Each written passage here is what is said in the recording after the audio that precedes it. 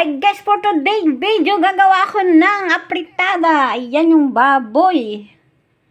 Ayan, siguro mga ano yan. 3/4 kilong baboy. Tapos ayan yung halo ko guys. Sibuyas, carrot, saka patatas. At syempre yung bell pepper. Ang daming bell pepper.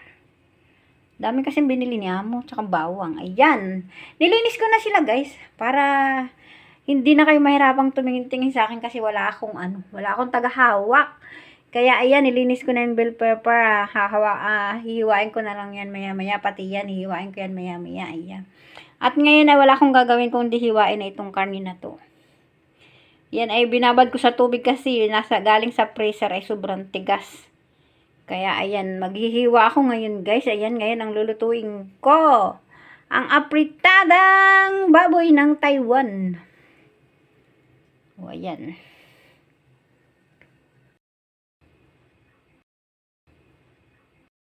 Ayan, tapos na. Nahiwa ko na lahat. Ayan yung bell pepper, guys. O. Hiniwa ko ng papaganyan. O, diba? May korting konti. Tapos yung hiniwa ko na patatas, binabad ko sa tubig. Para hindi umitim. Kasi mamaya ko pa yan lulutuin. Tapos, ayan, o. Yung carrots.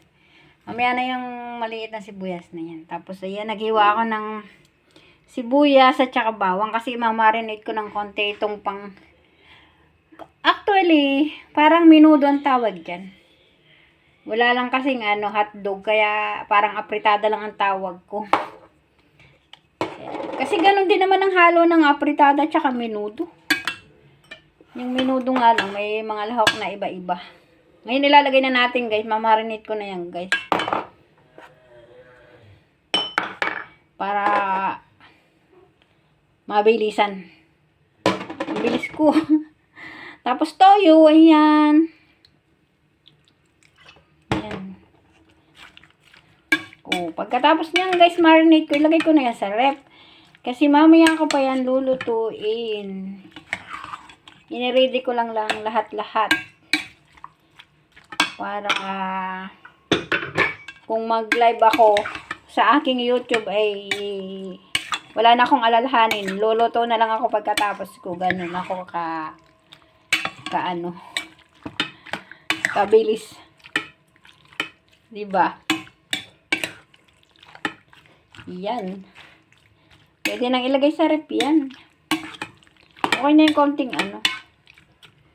konting toyo pag mamarinate para hindi maalat. Yan, everything is ready guys. Ilalagay ko na lahat yan sa rep. Kasi mamaya ako palulutuin. Wag nang kukontra kung maaga pa ako nag-prepare. Kasi nga ay may live. Ganyan ang vlogger. Ang madiscarding. Caretaker ng Taiwan ang vlogger. Yan, di tayo kikita ng dollar kung hindi tayo magiging mautak. Kailangan pagsabayin natin yung pagtatrabaho at saka pagbablog. Siyempre, ingatan natin ang trabaho. Importante may trabaho, di ba?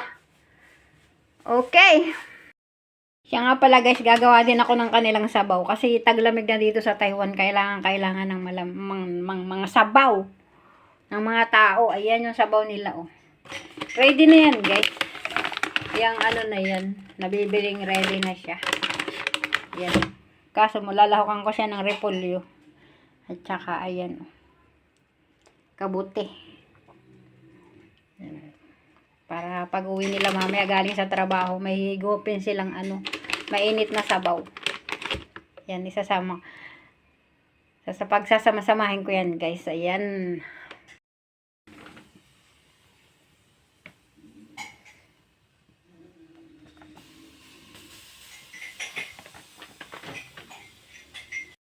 Na guys, luto na yung kanilang sabaw. Naihalo ko na yung lahat ng rekado. Ayan, ganyan kasarap ang kanilang sabaw. Ayan nga pala guys, baka nga pala yan. Ang daming rekado sa loob niyan. Ayan, yung paborito ng mga Taiwanese na sabaw. Baka ang laman niya sa loob guys. Sobrang sarap. Ayan. At hindi lang yan guys, ito pa ang isa ko sa lulutuin para sa hapunan. Yan, beans, lalaw ka ng carrot at saka ba yan? Kamuti. Yan, isa yan sa lulutuin ko ngayong gabi. Tapos isang katilbang repolyo. Ayan, ang repolyo naman kasi guys, ayan, lalako ko lang dyan ay carrots din. Importante kasi guys sa tuwing kakain tayo ay marami tayong gulay. Kaya para humaba ang buhay. Yan yung isa sa lulutuin ko ngayong gabi. Yan. Nakaready na para mamaya iluto na lang ng luto. Ayan, ganyan ako kasipag. O diba? Sus, Ginoo, dami-dami kong ginawa. Ano ba yan? Habang si Evelyn muna ang naghahawak ng aking alaga. Kasi nga, hindi pa si Evelyn marunong magluto dito sa kusina. Kaya ako lang ang nagluluto. O, diba? Actually, pwede naman kaming salita sa pagluluto. Ayan. Pero mas gusto ko ako nagluluto. Ayan. Ayan guys, mabumpis na tayo magluto ng apricada. Abang minudo. Pero piprito ko lang guys, ito ng kaunti. Half cook lang yan guys. Yung mga ricado kasi gusto ko iprito muna ng kaunti.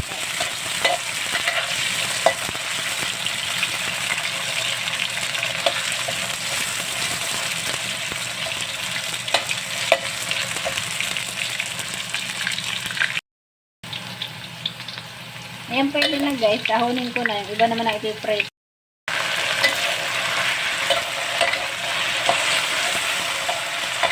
Tapos naman guys, ang piniprito ko ng kaunti. Half-cook lang yan guys. Para madali niluto. Madali nang lutuin yung aking gagawing apritada.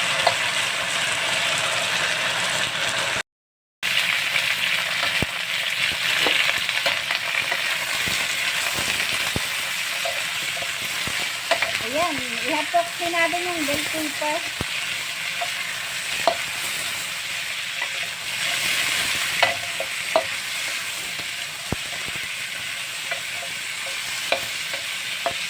Ganyan lang ginagawa ko guys. Bahala kayo. Kasi sariling version ko ng pagluluto yan.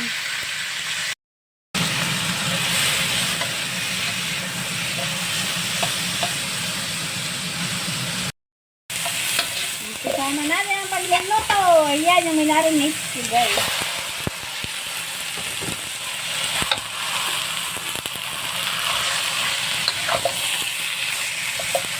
Ayan yung minarinate ko kanina.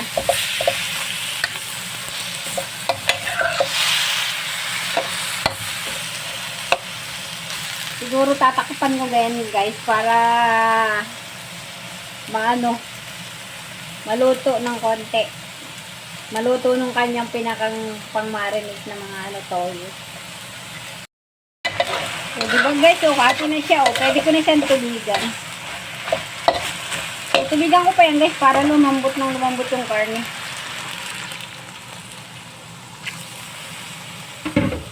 Yan. Palambutin pa natin siya bago natin ilagay yung mga ricado. Kailangan kasi malambot na malambot. Gawa yung mga ngipin ng mga tao dito ay mga sira.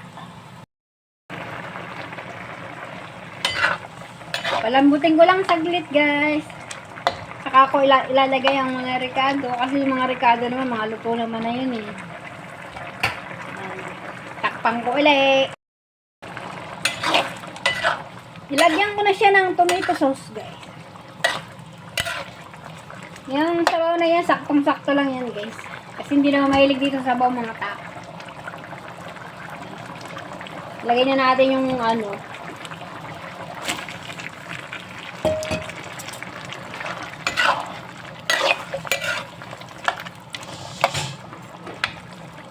Tapos ito, lagay na natin.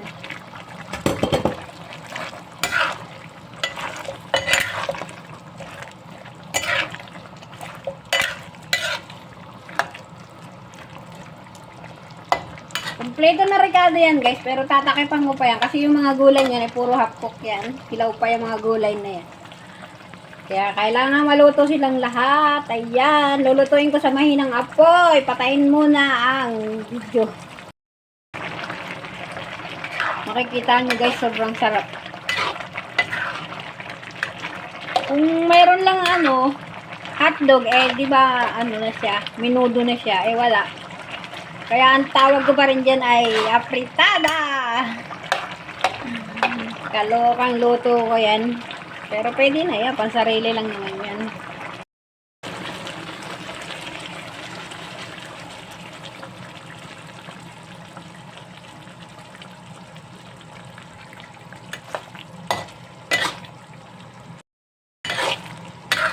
So, diba guys, luto na siya. Yan, kailangan may konting sabaw-sabaw siya guys, para napansin nyo guys, hindi nadudurog yung mga mga ingredients niya kasi pinirito ko ng half cook. Hindi siya basta-basta nadudurog guys. Buong-buo pa rin lahat yan. Diba? So, ayan, luto na. Ahunin ko na guys. Pwedeng-pwede na yan. Thank you for watching. Ay, luto na yung karne. Ito naman ay susunod ko guys. Ang kolichay. Oh, ayan, kolichay. Ang lutuin ko tsaka itong beans. Ayan. Umpisahan ko na ang pagluluto ng mga gulay. Ayan na. Niluluto ko na. Yan lang naman guys. Ang lawak lang naman yan ay asin at tsaka pamienta. Ganyan lang ako magluto ng gulay. Walang pang pasarap na Ajinomoto. Walang magic sarap. Ganyan lang. Kahit yung apritada ko, nilagyan ko lang ng kaunting sugar. Para masarap. O, ayan na guys. Maluluto na din to. Pero pakakatiin ko ng konti. Kakahiyan naman. Ayan, kati na. Pwede na ahunin guys. Ayan. Luto na ang ating bake.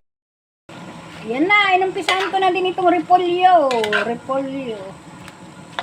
Ang tawag dito sa Taiwan ay kulichay. Ang aking gulay na makulay, parang aking buhay. Parang ang aking buhay ay ayan makulay na makulay, nagniningning pa yan. Grabe yung makulay na buhay ko talaga, guys. Hindi maipaliwanag kung kaanong kulay. Ayan, basta parang buhay ko yan, makulay na makulay. Ayan. Maluluto na guys. Yan na guys, luto na. Biglang umunti, kanina ang dami niya. O diba, lutong-luto na siya guys.